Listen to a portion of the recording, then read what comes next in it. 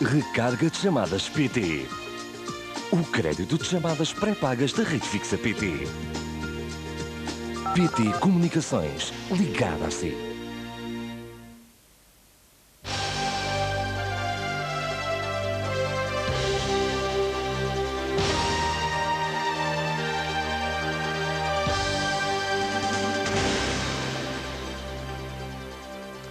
Boa noite. Como se esperava, uma corrida renhida, quase 4 horas depois do fecho das primeiras urnas na Costa Leste e numa altura em que a votação ainda está a decorrer em quase metade do país, ainda não é possível apontar o nome do provável futuro presidente dos Estados Unidos.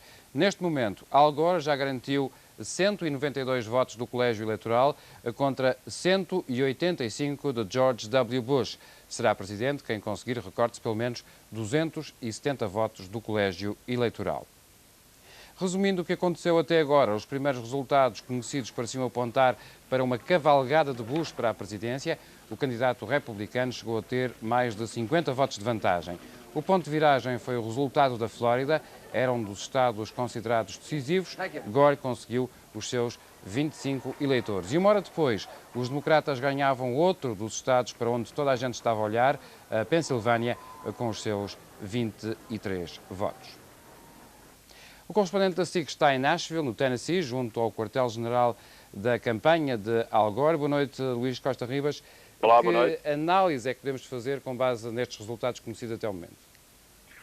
Estes resultados são muito melhores do que as previsões apontavam no que diz respeito a Al Gore. O candidato democrata não era certamente o camisola amarela desta campanha. Aliás, nós tivemos a oportunidade de notar que todas as sondagens favoreciam Bush nos últimos 30 dias. Das 10 sondagens que havia para o colégio eleitoral, nenhuma delas dava Gore à frente. O que isto parece indicar é que Gore conseguiu, de facto, arrancar todo e o último voto à base do Partido Democrático. Conseguiram pegar em todos os democratas e levá-lo às urnas.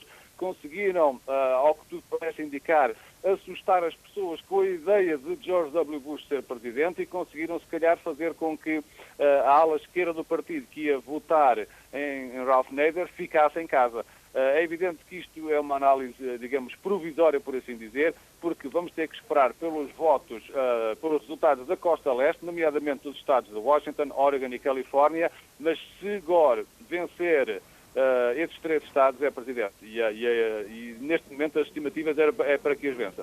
Portanto, neste momento vamos ter que esperar, não há, digamos, nenhum resultado daqui até serem conhecidos os resultados da Costa Leste, não há nenhum resultado que possa garantir a vitória a qualquer um dos candidatos. Vamos mesmo ter que esperar pelo total dos resultados para ter uma ideia clara de quem ganhou.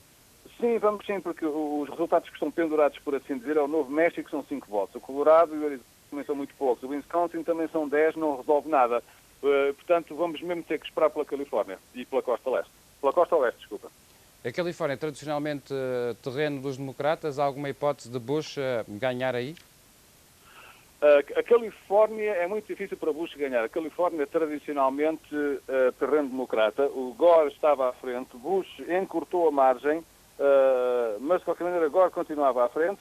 E é um estado tradicionalmente que votou Bill Clinton pelas 2 vezes que Bill Clinton foi eleito. E geralmente, quando a Califórnia ganha por um republicano, ou é porque o republicano é da Califórnia, como aconteceu com Ronald Reagan, ou é porque os democratas têm um grande problema, porque quando não conseguem ganhar a Califórnia, estão em sérios apuros.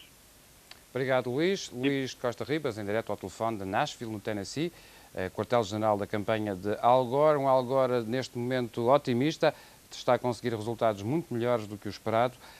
Temos que esperar pelos resultados da Costa Leste, onde tradicionalmente os democratas conseguem boas marcas. Refira-se que os norte-americanos não escolheram hoje apenas o seu presidente, houve também eleições para governador em 11 estados, cerca de 200 referendos locais e eleições dos membros das 2 câmaras do Parlamento. A mais seguida destas consultas foi, sem dúvida, a corrida para o lugar de senador por Nova Iorque. E nesta altura já é possível dizer que Hillary Clinton conseguiu bater o republicano Rick Lazio. A senhora Clinton torna-se assim a primeira mulher de um ex-presidente a ser eleita para o Parlamento dos Estados Unidos.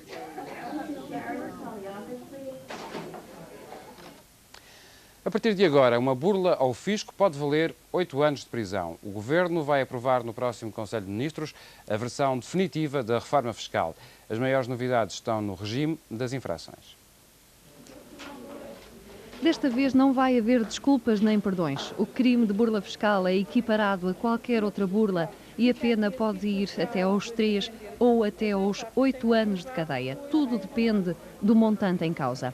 Só quem se atrasa na declaração de impostos ou quem não tem os livros em ordem merece um tratamento mais tolerante. Onde não podemos facilitar a vida é relativamente àquelas situações de um incumprimento doloso muito intenso. O caso das faturas falsas, as pessoas que utilizam faturas falsas para inventar custos para as suas empresas, ou ainda mais grave do que isso, o caso dos contribuintes que utilizam faturas falsas para obter reembolsos de IVA, a que não têm direito. Estes casos, que são casos de fraude fiscal qualificada e de burla tributária, estes casos têm que ser punidos com a prisão. E, portanto, nós, relativamente aos casos graves, temos que ser severos. Relativamente àquilo que é desleixo do contribuinte, a posição deve ser a de facilitar a reposição da verdade fiscal. Para evitar que os processos se arrastem durante anos, os prazos são reduzidos. Uma reclamação nas finanças tem que ser respondida no prazo de 1 ano. Os processos judiciais têm que estar resolvidos no prazo de 2.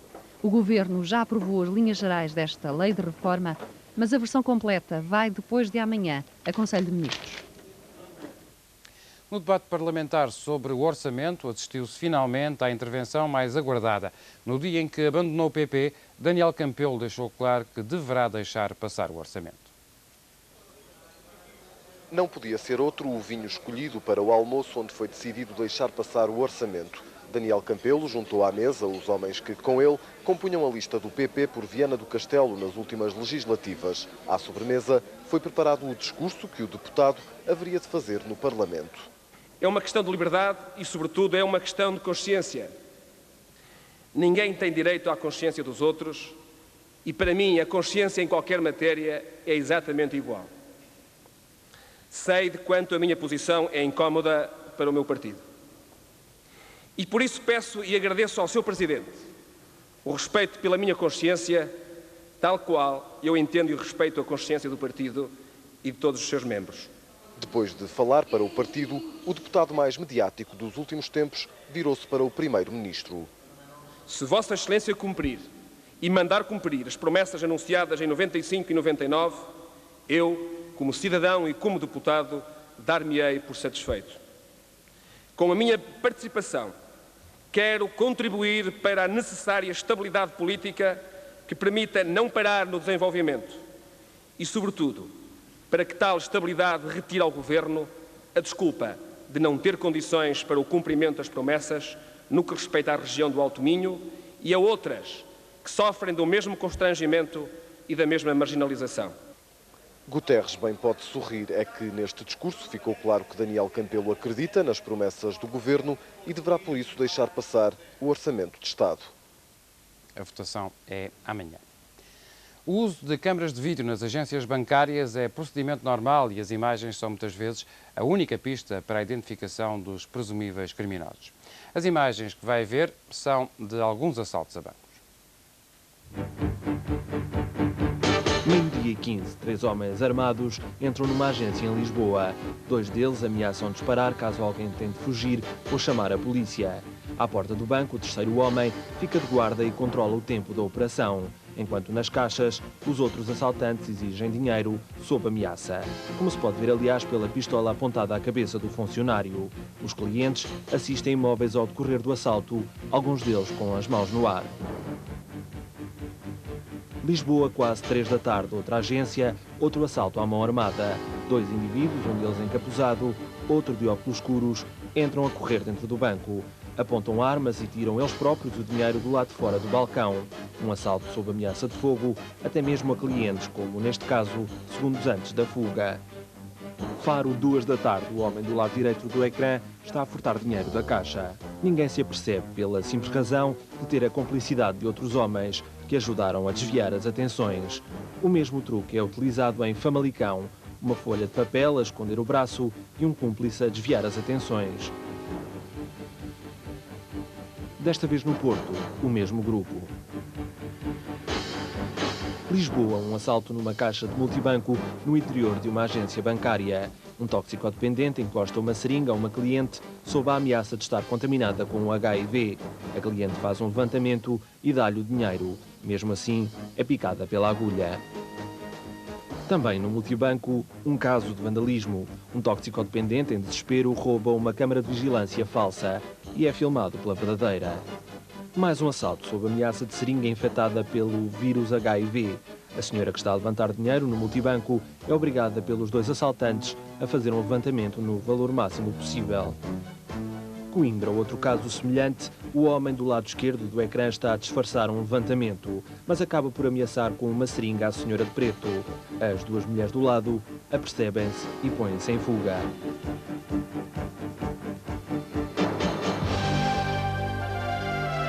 Nem golos, nem emoção contra o Bayer Leverkusen, mesmo assim o Sporting despediu-se da Liga dos Campeões a ganhar 65 mil contos.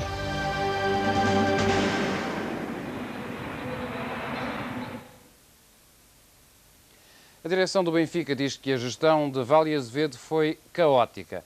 Os resultados da auditoria às contas ainda não são conhecidos, mas a gravidade da situação motivou a convocação de uma conferência de imprensa. A situação de extrema gravidade não decorre, pelo que já apuramos, da grandiosidade desta instituição antes da grandiosidade da incompetência dos nossos antecessores.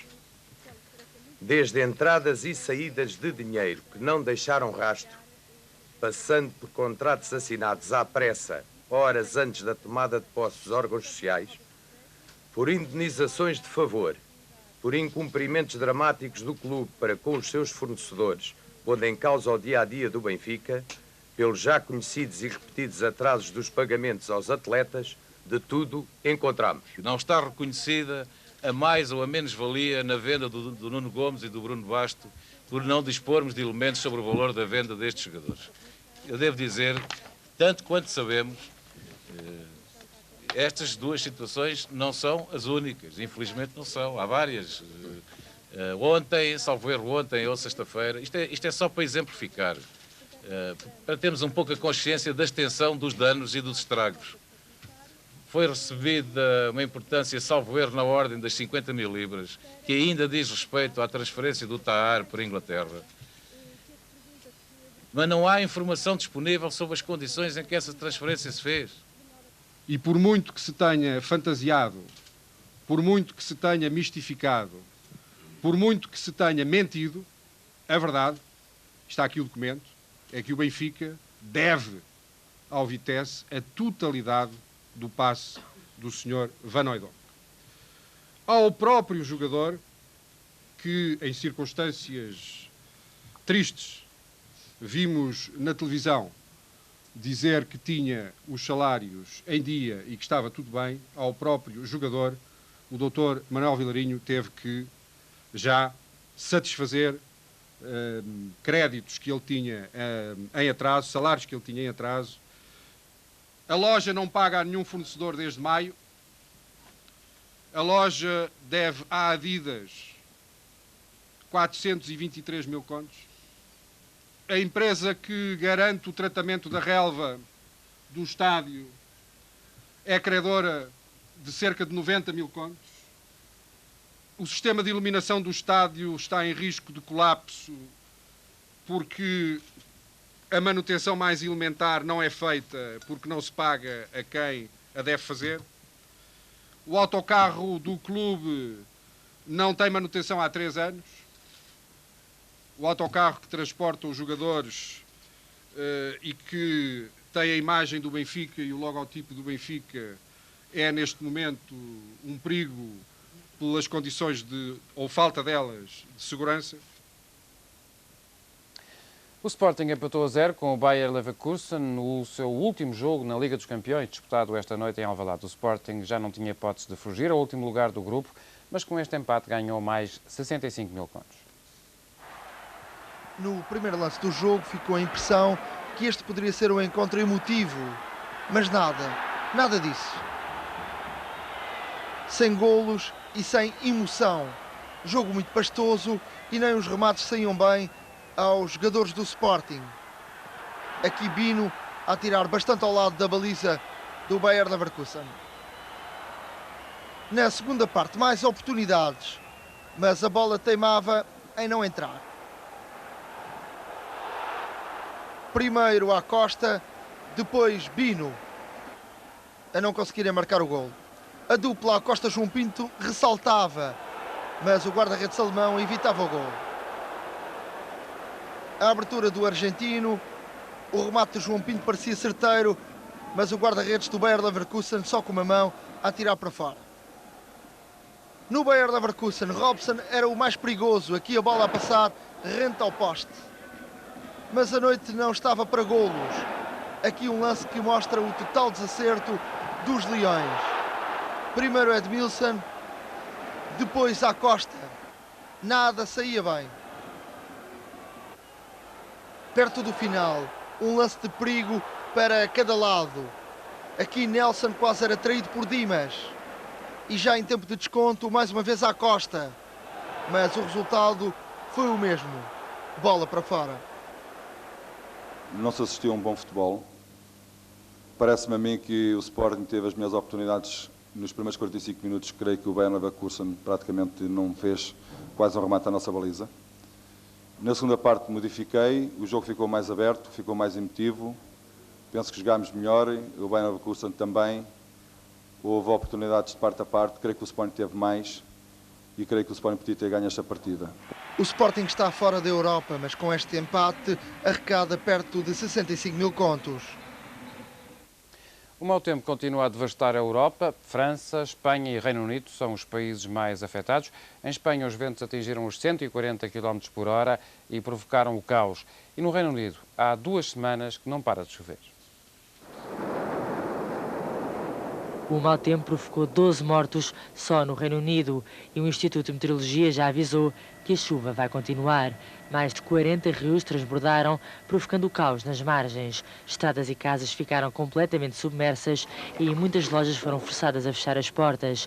Milhares de pessoas foram forçadas a abandonar as suas casas e quem ainda resiste deposita todas as suas esperanças nas barreiras improvisadas de sacos de areia. Cerca de 4 mil propriedades encontram-se debaixo de água. Estradas e caminhos de ferro transformaram-se em rios e em Sussex mais de 40 idosos foram evacuados de um lar por uma companhia de bombeiros. Em Espanha a situação não é tão grave, mas é igualmente preocupante. 4 pessoas morreram num acidente de viação devido aos fortes ventos que em algumas zonas atingiram os 140 km por hora. Uma situação que provocou o caos no aeroporto de Madrid. Muitos voos foram cancelados e adiados. Em França, o mau tempo atingiu principalmente a costa de Biarritz. Mas o Mediterrâneo também não escapou à tempestade. Em Nice, um homem morreu num desabamento de terras.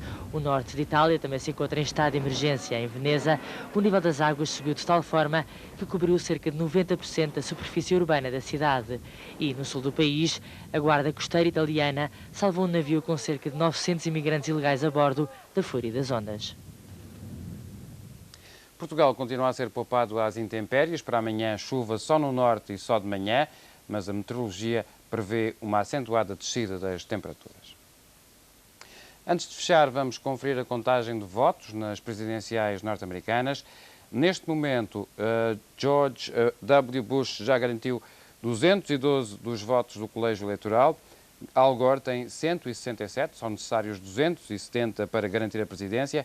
Eu recordo que isto são projeções feitas pelas televisões norte-americanas à boca das urnas e isso explica a diminuição do número de votos dados a Al Gore, uma diminuição desde os números que demos no início do jornal para agora.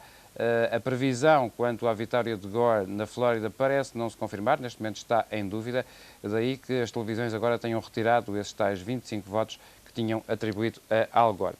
De qualquer forma, uma corrida eleitoral muito renhida.